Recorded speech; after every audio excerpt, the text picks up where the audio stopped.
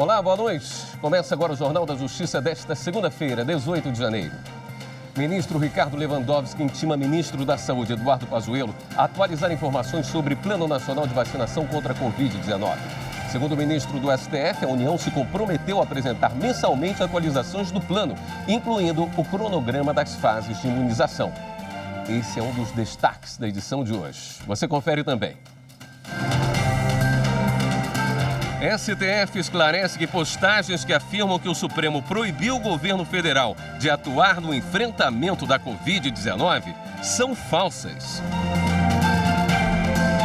Procuradoria-Geral da República determina que o Ministério da Saúde instaure inquérito epidemiológico e sanitário para apurar colapso no Amazonas.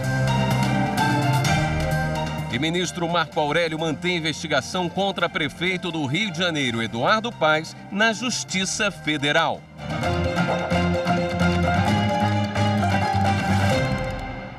O ministro Ricardo Lewandowski intimou o ministro da Saúde, Eduardo Pazuello, a atualizar informações sobre o Plano Nacional de Vacinação contra a Covid-19. A repórter Marta Ferreira traz as informações sobre isso e também sobre a vacinação que já começou em diversos estados. Olá, Marta, boa noite. Boa noite, William. Boa noite a todos. A determinação veio depois que o ministro da Saúde, Eduardo Pazuello, decidiu antecipar o início da vacinação para hoje, depois que a Anvisa, nesse domingo, autorizou o uso emergencial da Coronavac e da vacina de Oxford. Em dezembro, o governo federal havia apresentado ao Supremo o Plano Nacional de Imunização, mas não havia dado as datas iniciais do início dessa vacinação. De acordo com o ministro Ricardo Lewandowski, a União se comprometeu a atualizar mensalmente os cronogramas de imunização. São Paulo já começou a vacinar ontem mesmo. 5 estados, Mato Grosso do Sul, Goiás, Santa Catarina, Rio de Janeiro e o Piauí já começaram a receber as primeiras doses de Coronavac. Confira na reportagem. Os primeiros aviões da Força Aérea Brasileira começaram a sair do aeroporto de Guarulhos na manhã desta segunda-feira, transportando cerca de 44 toneladas de vacinas. Distribuição que, segundo o Ministério da Saúde, irá atender inicialmente o Distrito Federal e capitais de 10 estados: Acre, Amapá, Amazonas, Ceará, Goiás, Mato Grosso do Sul, Piauí, Rondônia, Roraima e Santa Catarina. O governo federal diz que, ao chegarem nas capitais, as vacinas devem ser distribuídas aos municípios onde serão aplicadas as doses.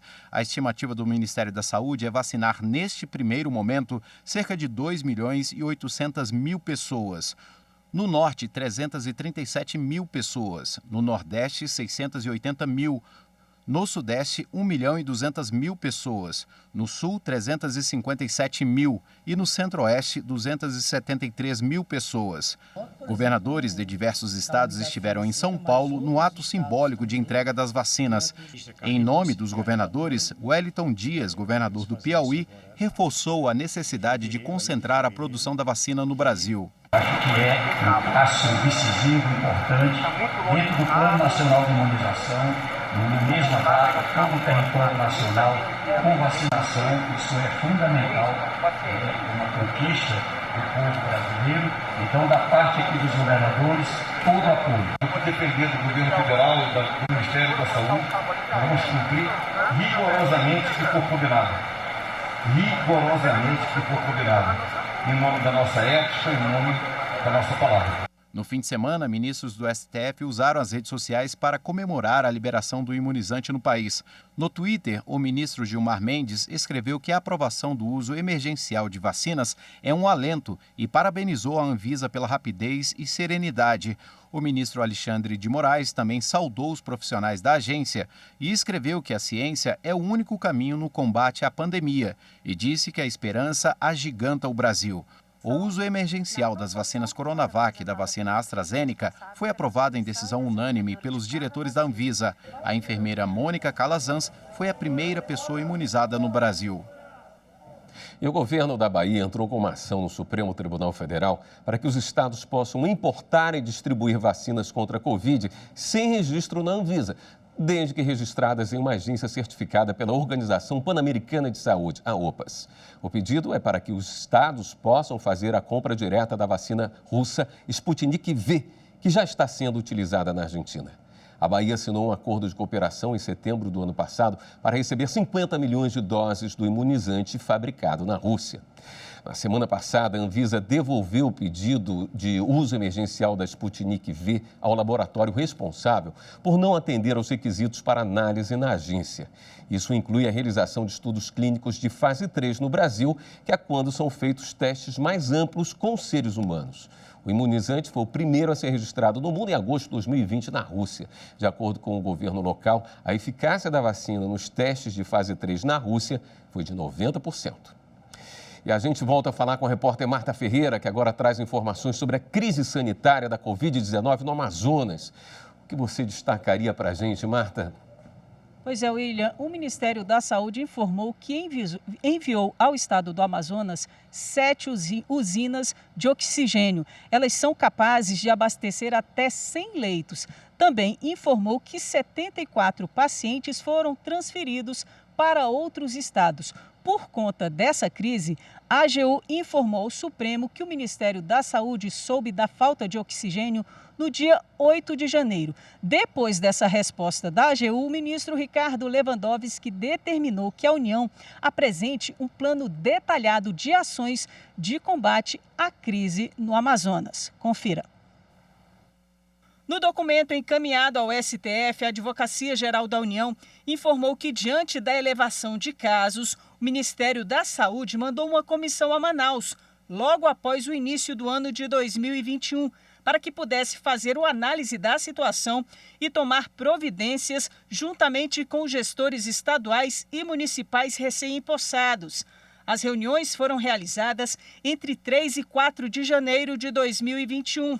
Entre as conclusões, a possibilidade iminente de colapso do sistema de saúde em 10 dias, devido à falta de recursos humanos para o funcionamento dos novos leitos. A AGU diz que, até então, o Ministério da Saúde não havia sido informado da crítica situação do esvaziamento de estoque de oxigênio em Manaus e que isso só ocorreu no dia 8 de janeiro.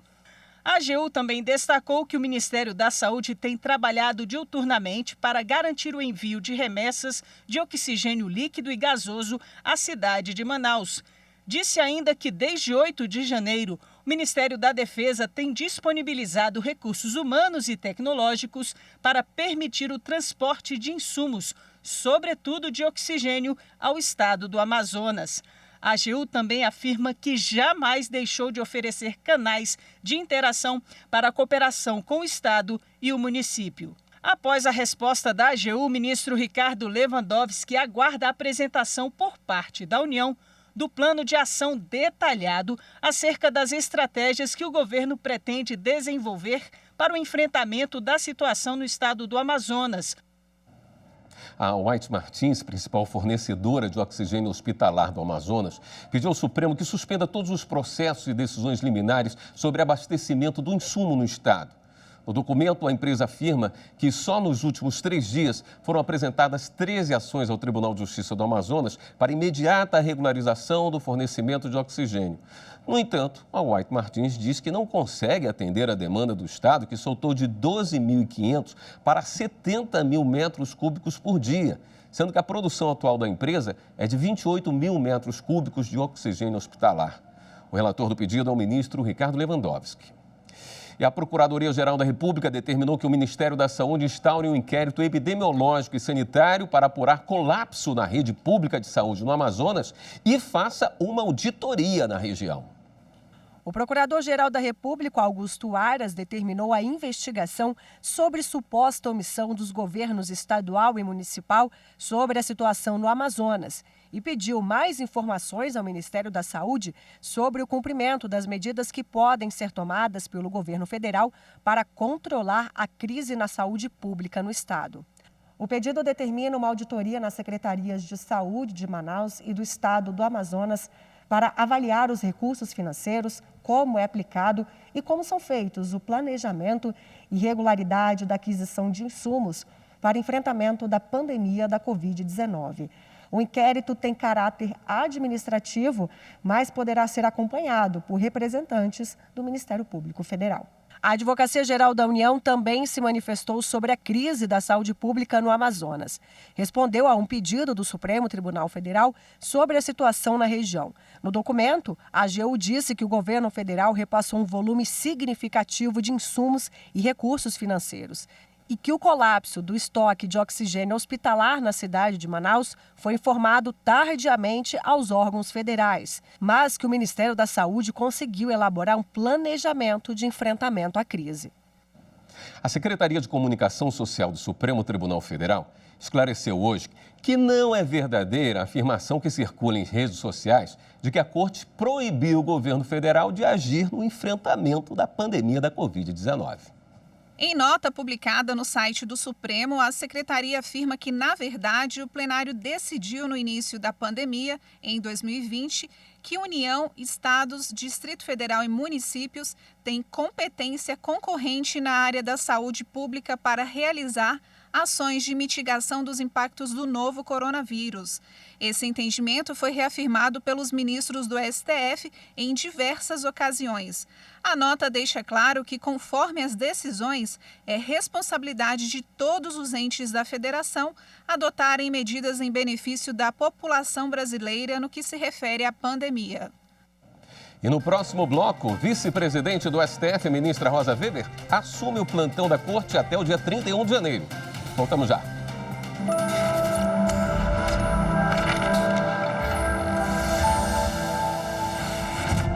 A Constituição Federal é o principal instrumento normativo do país.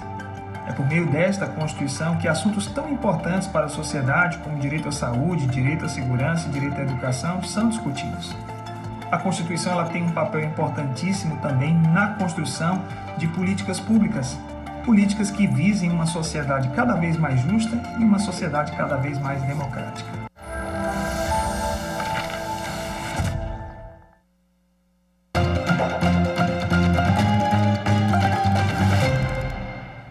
A partir de hoje, a vice-presidente do Supremo Tribunal Federal, ministra Rosa Weber, vai responder pelos casos urgentes encaminhados ao tribunal como presidente em exercício da Corte até o próximo dia 31 de janeiro. O ministro Luiz Fux entra em férias após atuar no plantão do tribunal desde o dia 20 de dezembro. No período, Fux proferiu 97 decisões, 67 em processo de relatoria da presidência e 30 em processos de outros relatores. Durante o período de recesso e férias forenses, a presidência é responsável pela análise dos pedidos urgentes encaminhados à Corte, além dos processos que competem ao presidente decidir. Neste ano, em razão da pandemia, alguns ministros decidiram continuar em exercício durante o recesso. O ministro Marco Aurélio do STF determinou que a investigação contra o prefeito do Rio de Janeiro, Eduardo Paes, seja conduzida pela Justiça Federal. O inquérito foi aberto para apurar crimes de corrupção passiva, corrupção ativa, lavagem de capitais, evasão de divisas e falsidade ideológica eleitoral. As denúncias foram feitas em acordos de colaboração premiada de executivos e ex-executivos do Grupo Odebrecht. Eduardo Paes e o atual secretário de Fazenda e Planejamento do Rio, Pedro Paulo Carvalho Teixeira, teriam enviado recursos recebidos da empreiteira para contas no exterior. Para o ministro Marco Aurélio, os fatos investigados não têm relação com campanhas eleitorais e, por isso, deve ser mantida a competência da Justiça Federal. O ministro do Supremo Tribunal Federal, Alexandre de Moraes, suspendeu reintegração de posse de terreno ocupado por famílias de baixa renda em Jacareí, região leste de São Paulo. A decisão atende pedido da Defensoria Pública Paulista e vale até o julgamento do caso pelo plenário do Supremo. Mais detalhes com a repórter Fernanda Porto. Na decisão, o ministro Alexandre de Moraes destacou que, neste momento de luta contra o novo coronavírus, a remoção de 800 pessoas representa o risco de disseminação do vírus, considerando que no local moram crianças, idosos e diversas pessoas com deficiência mental, muitos deles pertencentes ao grupo de risco da Covid-19. O ministro destacou ainda que os argumentos da Defensoria Pública de São Paulo são relevantes pelo ponto de vista processual e pela discussão da propriedade e o direito fundamental à moradia. Após a ocupação do terreno pelas famílias em outubro de 2018, uma pessoa se apresentou como proprietária do local com o objetivo de construir um empreendimento imobiliário no espaço e ingressou com uma ação para reintegração de posse, concedida pelo Tribunal de Justiça Justiça de São Paulo. Mas a Defensoria Pública entrou com um recurso no STF alegando cerceamento do direito de defesa, por não ter sido aceito o pedido de produção de provas sobre a propriedade do terreno. Argumentou ainda que a retirada das famílias, sem garantia de reassentamento, não leva em conta a resolução do Conselho Nacional de Direitos Humanos, relativa aos conflitos fundiários. Além disso, o prefeito da cidade de Jacareí editou decreto demonstrando que a área deverá ser desapropriada para ser convertida em moradia de baixa renda, o que para a Defensoria não haveria qualquer lógica na desocupação, para que futuramente o local venha a ser ocupado por uma população com o mesmo perfil dos atuais moradores. O ministro Gilmar Mendes, do Supremo Tribunal Federal, suspendeu a tramitação de inquérito instaurado no Superior Tribunal de Justiça contra o desembargador Eduardo Siqueira. A investigação apura se o magistrado da Justiça de São Paulo cometeu crime de abuso de autoridade ao ofender guarda municipal da cidade de Santos, que o multou por não estar usando máscara de proteção facial. No habeas corpus apresentado ao Supremo, a defesa do desembargador sustenta que o inquérito foi aberto pelo STJ sem que ele pudesse se manifestar previamente. Ao deferir a liminar, o ministro Gilmar Mendes destacou que a Constituição assegura aos acusados o direito ao contraditório e à ampla defesa. O Superior Tribunal de Justiça manteve a sessão do júri que vai analisar o processo do professor universitário acusado de matar a machadadas o diretor do campus da Universidade Estadual do Norte do Paraná, na cidade de Cornélio Procópio. Repórter Michele Chiapa tem mais informações. A defesa do professor universitário pediu ao STJ para que a sessão do Tribunal do Júri, marcada para o dia 11 de fevereiro, fosse suspensa. Assim, pleiteou a concessão de efeito suspensivo até o exame definitivo do agravo em recurso especial. A defesa argumentou que o julgamento na comarca de Cornélio Procópio violaria o direito do réu à plena defesa em razão de dúvidas quanto à imparcialidade dos jurados, pois o crime gerou grande comoção local. O Tribunal de Justiça do Paraná decidiu que a repercussão social dos fatos por si só não serve de justificativa para o desaforamento, a mudança do foro do julgamento popular. O presidente do STJ, ministro Humberto Martins, também negou o pedido. Ele destacou não ter verificado no caso a presença de requisitos para autorizar a tutela de urgência. Em relação à relevância jurídica dos argumentos apresentados no pedido, o ministro afirmou que a avaliação é inviável na hipótese dos autos, pois envolve o reexame de fatos e provas. Uma professora conseguiu na Justiça reduzir a jornada de trabalho para acompanhar o tratamento do filho com síndrome de Down. O caso foi julgado pela terceira turma do TST, que entendeu que a medida é indispensável ao desenvolvimento da criança. Na reclamação trabalhista, a professora justificou que a carga horária semanal de 62 horas tornava impossível a realização adequada das atividades terapêuticas do filho. Em defesa, o município alegou conflito de interesses e que o pedido da profissional poderia ocasionar prejuízo aos alunos e financeiros. No Tribunal Regional do Trabalho da 15ª Região, em Campinas, foi mantida a sentença que julgou improcedente o pedido da professora. Para o TRT, os princípios constitucionais não autorizam o Poder Judiciário a impor obrigações não previstas em lei e que casos como o da professora deveriam ser contemplados por meio de políticas públicas abrangentes. O caso chegou ao Tribunal Superior do Trabalho. O relator na terceira turma, ministro Agra Belmonte, concordou com a tese do TRT sobre a falta de políticas públicas, mas lembrou que no caso de pessoas com deficiência ou necessidades especiais, há responsabilidade concorrente entre os órgãos federativos, prevista na Constituição Federal e em convenções internacionais. Na visão do relator, seria possível uma ponderação dos interesses envolvidos no caso, com a adoção do princípio da adaptação ou acomodação razoável. Ele ainda explicou que prover adaptação significa adotar esforços necessários para que as pessoas com deficiência possam usufruir dos direitos humanos e fundamentais, em igualdade de condições com os demais indivíduos. O relator ainda citou a lei municipal que respaldou o pedido da professora. Como solução razoável com base nessa lei, ele propôs a adequação da jornada da professora mediante a substituição das atividades pedagógicas presenciais por horas de trabalho pedagógico livre. Para o ministro, as despesas adicionais da escola durante esse período não seriam maiores que os benefícios concedidos ao filho da professora. A decisão foi unânime. 2 anos e 3 meses de reclusão. Esse é o tempo que um pipeiro vai cumprir de pena por ter fingido que abasteceu com água 2 comunidades na Paraíba. É o Exército quem executa a Operação Carro-Pipa em todo o país para levar água potável às regiões atingidas pela seca e cadastradas no programa. Onde tem um veículo como esse, tem um pipeiro, profissional que faz a entrega. Na Paraíba, um pipeiro foi condenado em primeira instância e agora a decisão foi mantida pelo Superior Tribunal Militar. Vai cumprir 2 anos e 3 meses de reclusão. De acordo com o processo, ele deveria entregar água em 2 comunidades no município paraibano de Quixabá. Porém, ficou provado que ele deu um jeitinho, embolsou quase R$10 mil do Exército e deixou os moradores sem uma gota d'água. As apurações apontaram falsificação das assinaturas dos beneficiários na planilha, que precisa ser apresentada. E mesmo com as provas, o pipeiro negou o delito. Disse que as grafias estavam estranhas porque algumas pessoas eram analfabetas e apenas desenhavam os nomes. Quem analisou o recurso dele no STM foi o ministro Luiz Carlos Gomes Matos, que não teve dúvidas da culpa do funcionário.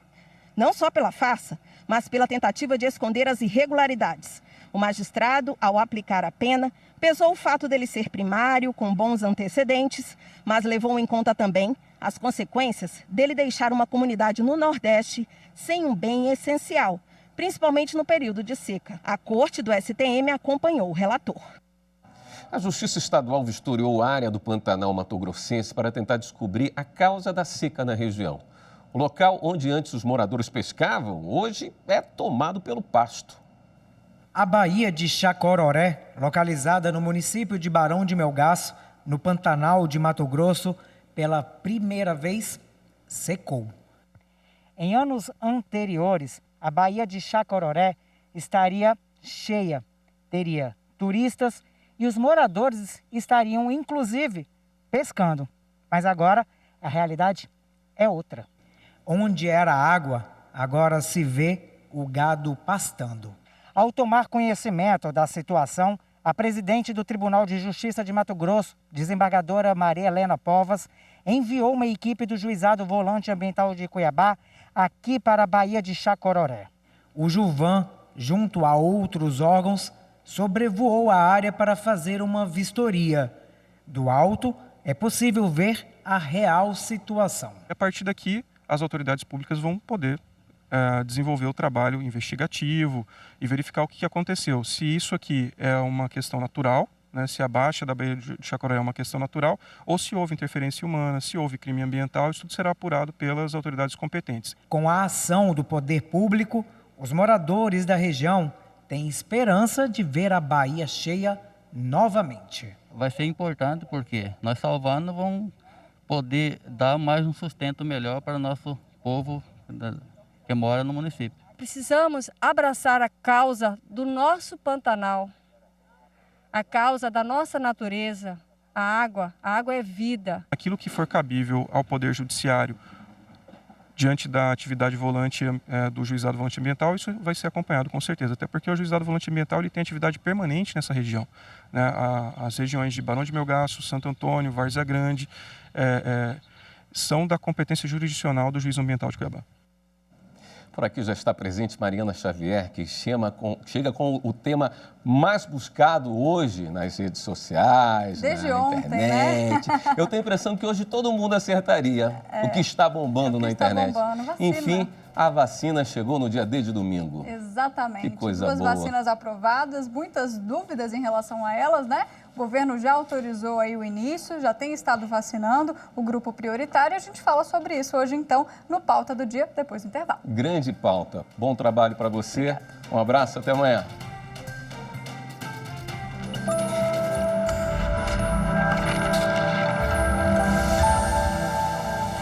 A Constituição é um importante instrumento de poder para a população, pois aquele que conhece a Constituição tem como cobrar dos seus governantes ações efetivas.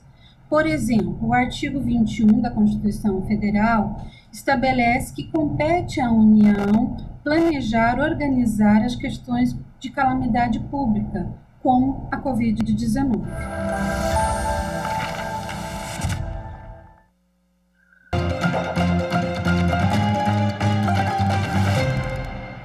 O quadro Pauta do Dia está de volta, falando de um dos temas mais buscados na internet, de acordo com o Google Trends, aquela ferramenta gratuita que mostra como um assunto específico tem sido pesquisado.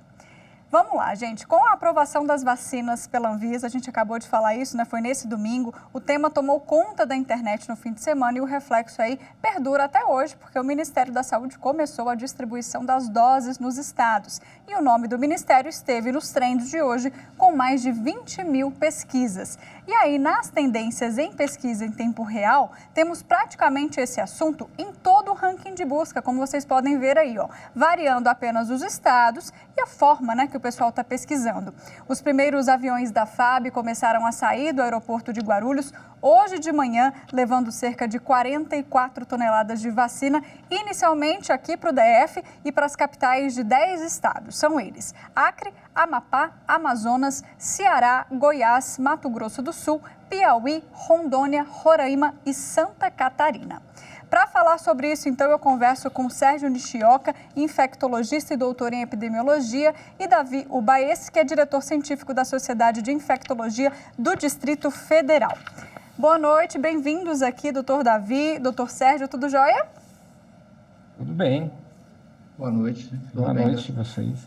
Bom, antes da gente começar aqui a nossa entrevista, eu quero deixar todo mundo na mesma página, então a gente vai ver um VTzinho curtinho que a gente preparou para vocês entenderem como é que funciona, então, a partir de hoje, essa campanha de vacinação. Pode rodar. O governo federal diz que, ao chegarem nas capitais, as vacinas devem ser distribuídas aos municípios onde serão aplicadas as doses. A estimativa do Ministério da Saúde é vacinar, neste primeiro momento, cerca de 2.800.000 pessoas. No norte, 337 mil pessoas. No nordeste, 680 mil. No sudeste, 1.200.000 pessoas. No sul, 357 mil. E no centro-oeste, 273 mil pessoas. Governadores de diversos estados estiveram em São Paulo no ato simbólico de entrega das vacinas. O uso emergencial das vacinas Coronavac e da vacina AstraZeneca foi aprovado em decisão unânime pelos diretores da Anvisa. A enfermeira Mônica Calazans foi a primeira pessoa imunizada no Brasil. Bom, tá aí o resuminho, então, de tudo que aconteceu de ontem para hoje relacionado à vacina. E eu já começo com a pergunta seguinte, né? Coronavac e AstraZeneca são as duas que foram aprovadas. Eu quero entender, doutor Sérgio, primeiro, qual que é a diferença entre essas duas vacinas? Pois não, a Coronavac é uma vacina de vírus inativado. Então, para se produzir, tem que partir do vírus vivo, inativá-lo quimicamente e é fabricado, né, a vacina, e quando o que é administrado na pessoa é o vírus inteiro, tá? Com todos os seus determinantes antigênicos. É uma vacina, vamos dizer, mais complexa do ponto de vista, assim, tem mais proteína, tem mais antígeno para imunizar a pessoa. Já a vacina da AstraZeneca é uma vacina de vetor viral inativado. Inativado não, perdão. É um vetor que não se multiplica. E esse é um vírus, um adenovírus de macaco, no caso dessa vacina, e que ele leva um material genético do vírus, só o material genético, um genoma, para a produção de uma proteína que fica na espícula, né, que é daquela coroa do coronavírus, e que vai, então, que é responsável pela entrada do vírus na célula. Então, ele vai induzir a formação de anticorpos pelo organismo, que vão bloquear esse antígeno e, então, proteger o indivíduo da doença. Tá certo, a explicação técnica aí, são duas vacinas diferentes, mas com o mesmo propósito, né? A gente produzir esse anticorpo para se defender do vírus. Doutor Davi, então vamos lá. A primeira vacina que já tem gente tomando, né? Que a distribuição começou hoje é a Coronavac. Grupo prioritário. A gente queria entender aqui quem está nesse grupo e por quanto tempo será, né? Até viu o grupo 2 ou a fase 2, como eles estão chamando, nesse calendário vacinal que ainda não foi totalmente esclarecido e divulgado, né? Então, é o seguinte, esse calendário vai depender muito das condições locais em que cada gestor decida fazer a distribuição e aplicação da vacina. Mas o que é importante que a gente saiba é que essa definição de grupos prioritários, e que isso tem como base, fundamentalmente, que nós não teremos vacinas para todos, isso responde ao risco de óbito e ao risco de casos mais graves. Então, a opção do Brasil e da maior parte dos países foi começar exatamente por essas pessoas que já, ao longo da pandemia, nos mais diferentes estudos epidemiológicos, ficaram bem definidas como aquelas que são mais proclives a desenvolver casos graves e, inclusive, ir a óbito. A disposição desses diferentes grupos nas prioridades também responde à questão de tipo de distribuição dessas populações em cada uma das entidades federais. Só um exemplo, alguns estados terão populações indígenas, nem todos os estados da federação têm população indígena, então você vai direcionar, nesse caso, o seu dispositivo vacinal para esse tipo de população. E assim por diante. Mas, de maneira geral, serão inicialmente contemplados as pessoas acima de 60 anos, colocadas em instituições, essas são as casas de repouso, os asilos, onde nós sabemos que se juntam todos os fatores que promovem intensamente a transmissão, porque são pessoas que estão em locais fechados, são pessoas muito dependentes dos serviços de pessoas de saúde e, além do mais, são pessoas extremamente vulneráveis pela idade e até por uma série de comorbidades que também possuem.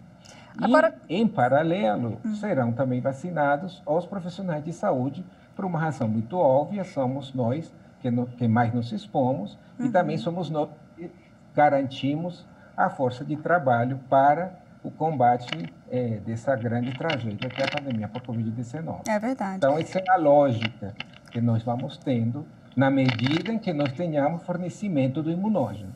Doutor, tem só mais uma questão aqui, que no site do Ministério eles incluem também nessa fase 1, no grupo prioritário, pessoas com deficiência institucionalizadas. Também tem a ver com essa explicação que o senhor deu? Que tipo de deficiência essa fase aqui está englobando? É a mesma coisa. Você tem, por exemplo, hospitais de apoio, onde você coloca pessoas com doenças crônicas debilitantes, com doenças neurológicas, que perdem completamente a sua autonomia, a sua capacidade de autocuidado. Bem parecido que também vem acontecer com pessoas com demência por doença de Alzheimer, demência por questões vasculares cerebrais. Enfim, tem um conjunto de situações que desenha uma população altissimamente vulnerável a sofrer a Covid-19 e altissimamente vulnerável a desenvolver casos graves e óbitos por conta dessa mesma doença. E, doutor Sérgio, depois dessa fase 1, né, a fase 2 vem aí com outro grupo também prioritário que também engloba idosos, né? Quem mais que está nesse grupo dessa segunda fase?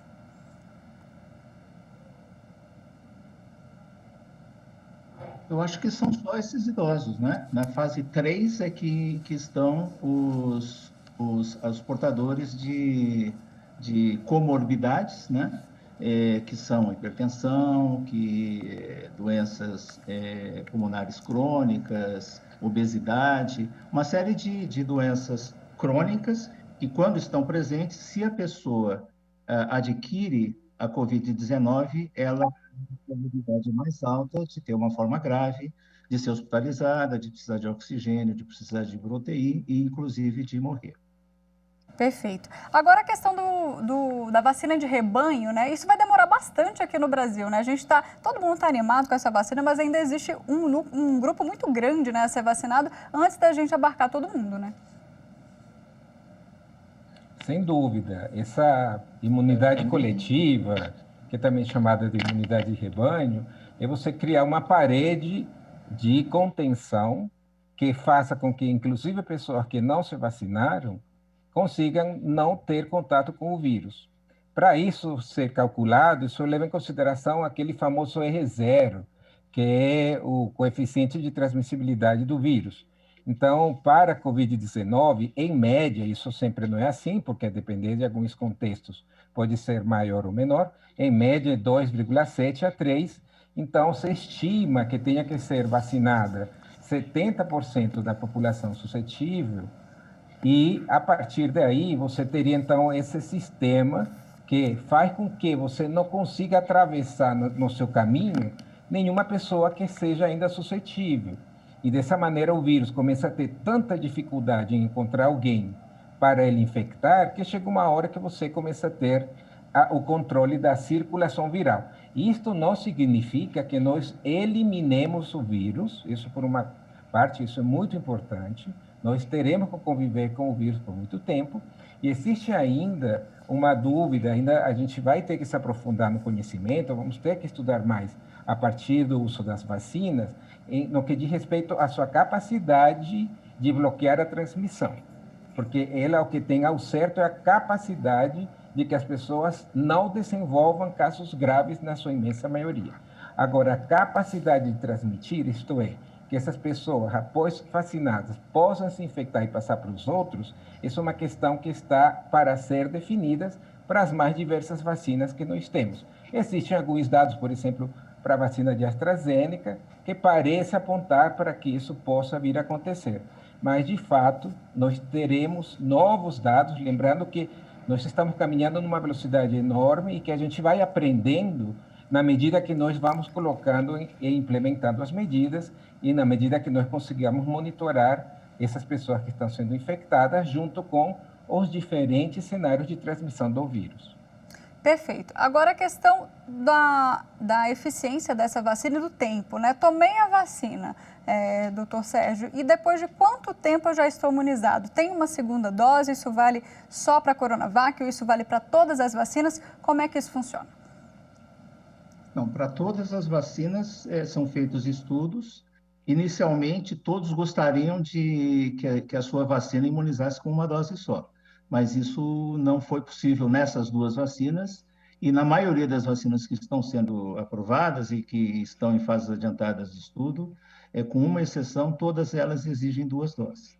Agora, o intervalo entre essas doses varia de vacina para vacina e tem a ver com os estudos que foram realizados, né? No caso da Coronavac, foram estudados intervalos de 14 dias ou 28 dias, tá?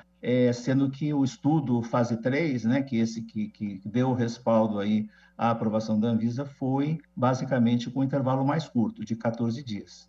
No caso da vacina da AstraZeneca, supostamente ela deveria ser usada com intervalo de 4 a 6 semanas, mas os estudos deles tiveram alguns problemas aí de cumprir esse intervalo, e, na verdade, eles tiveram um número grande de pessoas que, não de forma planejada, mas tomaram a vacina em intervalos mais longos, de até 12 semanas, tá? E, no caso da AstraZeneca, surpreendentemente, porque isso não estava planejado, eles verificaram, inclusive, que se o espaçamento entre as 2 doses era maior, a eficácia, né, que é o termo correto aí, da vacina, foi um pouco maior.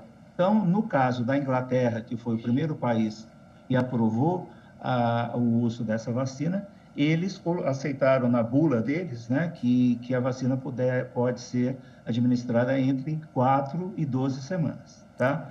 Já outros reguladores aí, outras agências,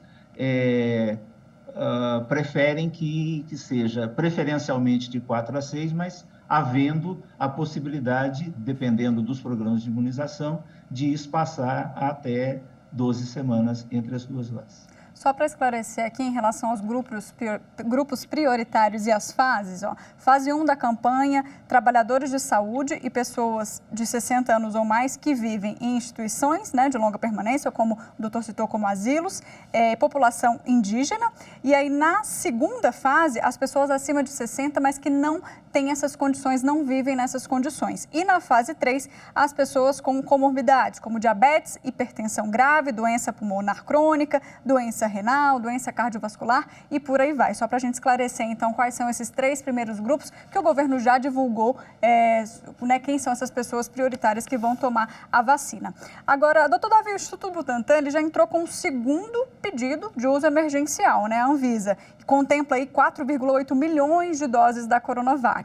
Então, como é que funciona um pouquinho esse processo, né? O senhor mencionou aí na sua fala que não tem vacina para todo mundo ainda, né? A gente é um país de dimensão aí continental, então realmente vai ser difícil vacinar toda a população, então por isso esse segundo pedido já é emergencial, né?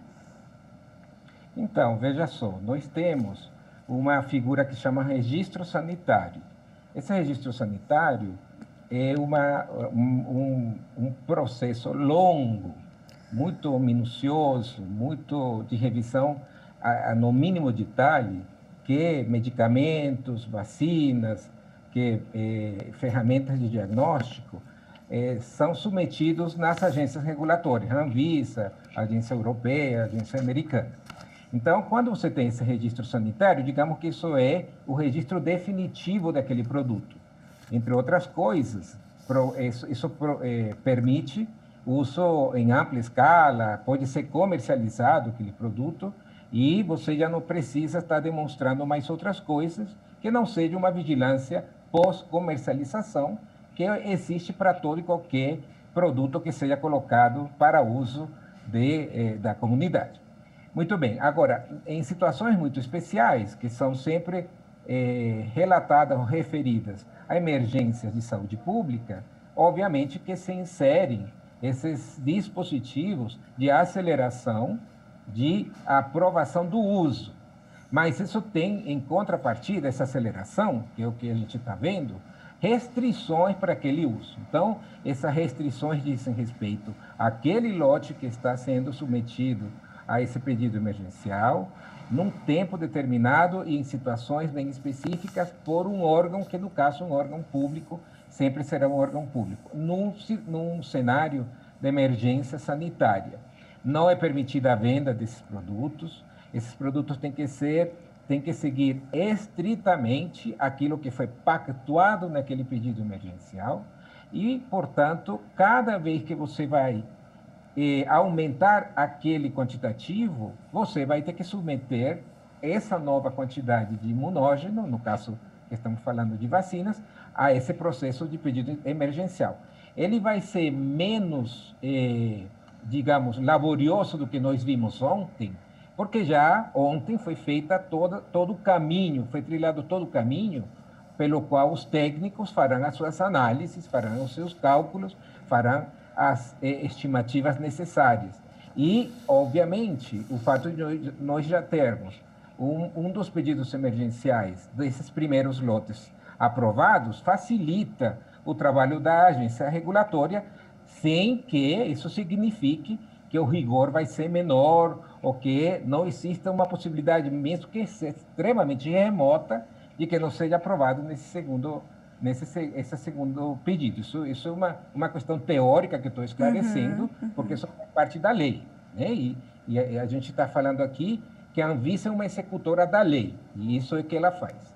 Então, cada vez que uma dessas empresas pretenda fazer esse uso, digamos, para atacar a pandemia, que é o uso emergencial, vai se submeter a esse processo acelerado, resumido, mas que tem, então, todas essas restrições. Em paralelo, a própria empresa, o próprio laboratório, o patrocinador que fez esse produto, também pode solicitar o registro sanitário, que é o registro definitivo, e esse é um processo muito mais longo, muito mais aprofundado, e que redunda no final do processo nesse registro absolutamente definitivo para o produto.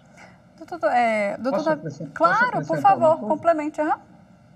Então, só um complemento, doutor Davi, me parece que esse segundo pedido do Butantan já diz respeito a uma vacina que já vai ser envasada pelo Instituto Butantan aqui no Brasil.